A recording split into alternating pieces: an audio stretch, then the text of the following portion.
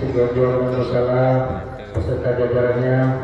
Kemudian yang saya hormati Bapak-bapak, ibu-ibu, para jemaah yang hadir pada malam hari ini. Sebagaimana biasa sebelum melaksanakan sholat tarawih berjamaah, kita laksanakan beberapa acara dan pada malam hari ini intinya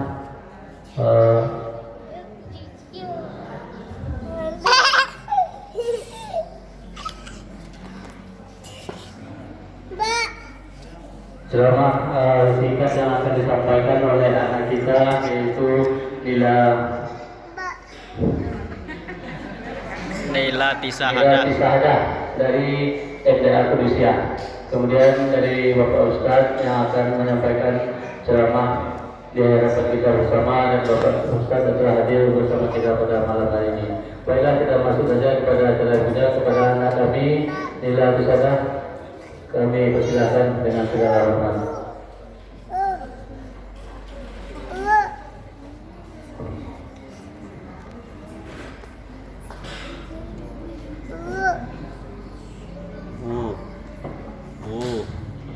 Maulaya sholli wa sallim daiman abada ala habibika khairil khalqi kullihim. Maulaya sholli wa sallim daiman abada ala habibika khairil khalqi kullihim. Assalamualaikum warahmatullahi wabarakatuh. Waalaikumsalam warahmatullahi wabarakatuh. Alhamdulillahirabbil alamin. Assalatu wassalamu ala sayyidina Muhammadin wa ala alihi wa sahbihi rasulillahi ajmain. Amma ba'du. Yang saya hormati Bapak Ustadz yang telah hadir pada malam hari ini, yang saya hormati Bapak-bapak, Ibu-ibu, serta teman-teman seperjuangan. Pertama dan yang paling utama, marilah kita panjatkan puji dan syukur kita kepada Allah Subhanahu wa Ta'ala yang telah melimpahkan rahmat dan karunia-Nya kepada kita semua, sehingga kita masih dapat hadir di masjid yang kita cintai ini. Salawat serta salam tak lupa pula kita curahkan kepada baginda besar yakni Nabi Muhammad SAW dengan mengucapkan Allahumma sholli ala sayyidina Muhammad wa ala alihi sayyidina Muhammad. Hadirin yang berbahagia, pada kesempatan kali ini izinkanlah saya menyampaikan sebuah tausiah yang berjudul Rasulullah cermin akhlak kita. Rasulullah SAW dilahirkan dan diutus oleh Allah ke dunia ini adalah untuk menyempurnakan akhlak manusia. Karena akhlak menempati posisi yang sangat tinggi dalam Islam. Rasulullah sebagai uswatul hasanah dan suri tauladan yang baik memiliki akhlak yang sangat tinggi dan terpuji. Pujian tersebut disampaikan Allah melalui firman-Nya dalam surah Al-Qalam ayat 4 yang berbunyi, A'udzu billahi minasy syaithanir rajim. Bismillahirrahmanirrahim. Wa innaka la'ala khuluqin 'azim. Yang artinya sesungguhnya kamu benar-benar memiliki budi pekerti yang agung. Oleh karena itu, sebagai umat, kita harus menjadikan Rasulullah sebagai suri tauladan dan cermin akhlak kita. Karena akhlak adalah tolak ukur kesempurnaan iman seseorang. Sebagaimana sabda Rasulullah SAW yang berbunyi, Akmalul mu'minina imanan ahsanuhum khuluqan rawahu Tirmidzi wa Ahmad. Yang artinya kaum muslimin yang paling sempurna imannya ada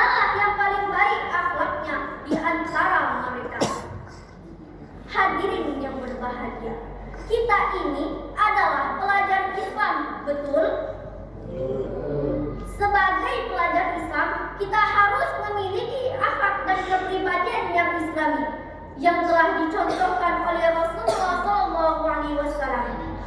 Pelajar Islami adalah pelajar yang dapat membedakan antara halal dan haram, baik dan buruk, serta benar. Assalamualaikum warahmatullahi wabarakatuh.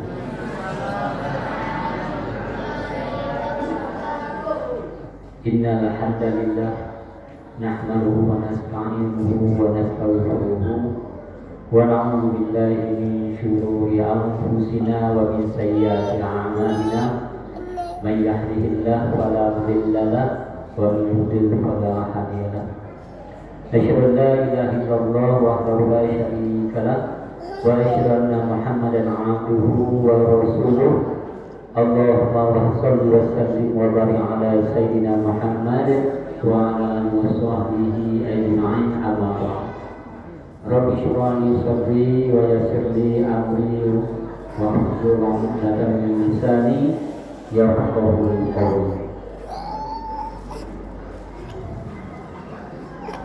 Yang sama-sama kita hormati pengurus Masjid Gonjong, pemuka masyarakat, adipur, hidup kita akan makmur, hidup kita akan akur, kemudian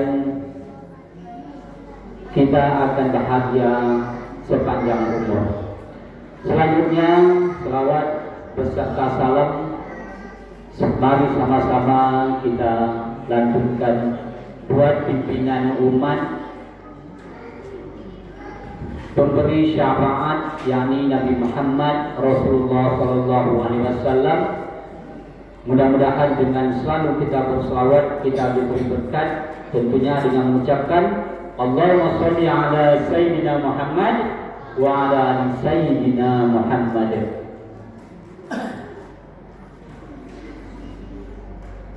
Bapak Ibu jamaah, salat Isya, tarawih dan witir insyaallah nanti akan kita lakukan. Saya baru pertama sekali masuk di masjid ini. Maksudnya masuk mengisi tausiah. Tapi kalau saya menumpang sholat di sini sering, karena istri saya langganan menjahit di tempat kameri. Jadi dah hampir belasan tahun istri saya, kebetulan istri saya guru SD, jadi langganannya sama Kak Mary, dan saya pun guru SMK. Saya guru SMK langganan dengan adik Kak Mary yang laki-laki, si Tony namanya kan. Jadi kadang kami hadir di sini waktu sholat zuhur, kadang waktu sholat asar kami menumpang sholat di sini. Jadi kalau untuk sholat sering, kalau untuk untuk mengisi tausiah baru sekali ini saya tampil. Baik Bapak Ibu sekalian yang kami hormati, luar biasa masjid ini ya. Ini malam keempat saya mengisi tausiah. Baru sekali ini saya bertemu dengan masjid yang ruang masjidnya AC. Jadi 3 ruang masjid kemarin di Kulit kilometer 4,5, di Kulit kilometer 3,5, dan Perumnas tahap 3 semuanya tidak ada AC. Inilah tempat yang ber-AC, luar biasa. Tapi alhamdulillah kita tetap bertahan memakmurkan masjid, khususnya bapak-bapak yang hadir pada malam hari ini. Mudah-mudahan bapak-bapak yang hadir malam ini diberi naungan oleh Allah Subhanahu wa taala karena memakmurkan masjid. Amin ya rabbal alamin. Begitu juga ibu-ibu yang memakmurkan masjid sama persis dengan bapak-bapak yang sama besar pahalanya. Luar biasa. Masjid indah, masjid dingin, tapi ada kelemahannya ya. Kelemahannya anak muda kita kurang. Itu yang dibilang oleh adik kita tadi, luar biasa. Hidup anak kita sekarang sudah hampir 90% hidupnya di dunia maya, bukan di dunia nyata. Kalau zaman kita dulu hidup di dunia nyata, zaman mereka sekarang hidup di dunia maya. Saya selaku guru SMK itu hampir 100% Bapak Ibu siswa kita SMK 1 Mandau semuanya perokok. Yang ranking 1 pun perokok, yang juara umum pun perokok. Ini yang kita khawatirkan. Mereka lebih banyak hidup di dunia maya daripada hidup di dunia nyata. Nah, inilah tantangan hidup kita. Inilah tantangan kita, Bapak Ibu sekalian. Itu disebut dalam Al-Quran, wal yalsal ladzina law taraku min qalbihim dzurriyyatan du'afa. Khawatir kita, Bapak Ibu sekalian, meninggalkan anak cucu kita dalam keadaan lemah. Khawatir kita meninggalkan anak cucu kita dalam keadaan lemah. Lemah iman, lemah ekonomi, lemah akhlak. Karena yang nomor 1, Bapak Ibu sekalian, lemah iman ini. Saya, Bapak Ibu sekalian, punya 3 orang anak. Anak pertama saya 6 tahun mondok, 3 tahun di Darul Hikmah Pekanbaru, 3 tahun di Darun Najah Duri. Anak yang pertama.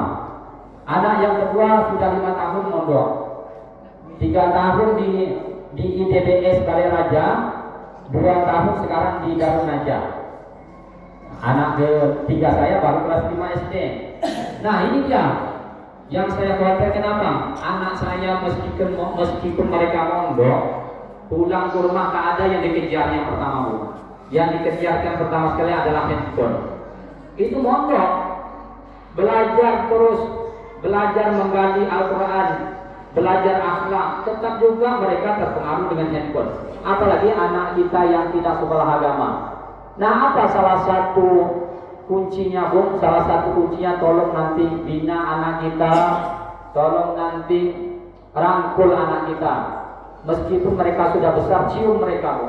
Cium mereka, peluk mereka, rangkul mereka dengan kasih sayang. Berat sekarang, Bang. Berat sekarang, Ibu, kita mendidik anak kita. Saya bilang sama anak didik saya, Bapak dan Ibu, kalau seandainya Bapak seusia kalian, umur Bapak sekarang, umur saya sekarang sudah 47 tahun. Bapak, saya bilang sama siswa-siswa, kalau seandainya umur Bapak seusia kalian, mungkin sifat Bapak sama seperti kalian. Kalau seandainya usia Bapak sekarang 18 tahun, seusia dengan kalian, mungkin Bapak terpengaruh juga dengan handphone ini. Tapi alhamdulillah Bapak dilahirkan pada masa 70-an. Nah, jadi tidak terpengaruh kita dengan handphone. Luar biasa, Bapak Ibu sekalian. Anak kita sekarang tak ada lagi peduli sama kita, hidup dengan kehidupan mereka masing-masing. Mengisi paket, membeli chip, main game online, itu terus kegiatan mereka sehari-hari. Nah, hari ini kita harus peka, Bu. Kita harus peka. Kita jangan tega sama mereka. Kita jangan tega mereka. Oh, kasihan nengoknya subuh nanti dia masih tidur, jangan dibangunkan. Biarlah mereka sedang enak tidur. Nanti mereka kalau seandainya kita bangunkan, pusing kepala mereka. Jangan kita pikirkan itu. Kita pikirkan nanti setelah meninggal kita, sepeninggalan kita nanti, Bapak Ibu sekalian. Kalau seandainya mereka nanti posisi mereka, iman mereka lemah, akhlak mereka lemah, nanti tanggung jawabnya kita, Bapak Ibu sekalian. Kita nanti yang menanggung efeknya. Di saat kita di dalam alam barzakh, di saat kita di dalam kubur, nanti kita dipertanyakan dengan meninggalkan anak-anak yang lemah ini. Ini, Bapak Ibu sekalian, sebagai pembukaan dari saya. Baik, Bapak Ibu sekalian yang kami hormati, tentunya saya mohon maaf, ibunda, ayahanda semua, saya duduk agak tinggi. Saya duduk agak tinggi di hadapan ayahanda dan bunda. Ini sekelumit hidup kita sekarang ini. Sekelumit karena kita sama-sama punya anak yang sudah melanjak dewasa. Ini ya. Bapak Ibu sekalian yang kami hormati, kita sedikit membahas tentang Ramadan. Ramadan, Bapak Ibu, saya ulang kembali, meskipun mungkin sering sudah diungkapkan oleh Ustadz atau Ustazah malam pertama, kedua, dan ketiga. Ramadan ini, Bapak Ibu sekalian, sering kita salah ucap. Tulisannya Ramadan, tetapi bacaannya adalah Ramadan. Nah, kalau tulisannya Ramadan, maka kita ucap Ramadan. Jangan kita tetap mengucapkan Ramadan. Tahu Bapak Ibu sekalian apa arti Ramadan? Ramadan dalam bahasa Arabnya artinya sakit mata yang hampir buta. Sakit mata yang hampir buta. Jadi kalau seandainya kita ucapkan juga Ramadan, marhaban ya Ramadan, selamat datang bulan sakit mata yang hampir buta. Kan itu jadinya. Jadi itu salah ungkap kita. Seharusnya tulisannya Ramadan, bacaannya Ramadan. Ramadan artinya panas membara. Panas, dia memanaskan nafsu yang ada di tubuh kita ini. Ini gunanya kita diberi kesempatan oleh Allah, oleh umat Nabi Muhammad SAW untuk melaksanakan Ramadan 29 atau 30 hari. Bapak Ibu sekalian yang kami hormati, ada 3 hikmah. Ada 3 hikmah kita melaksanakan puasa Ramadan. Yang pertama Bapak Ibu sekalian, ini bisa membuat kita sehat.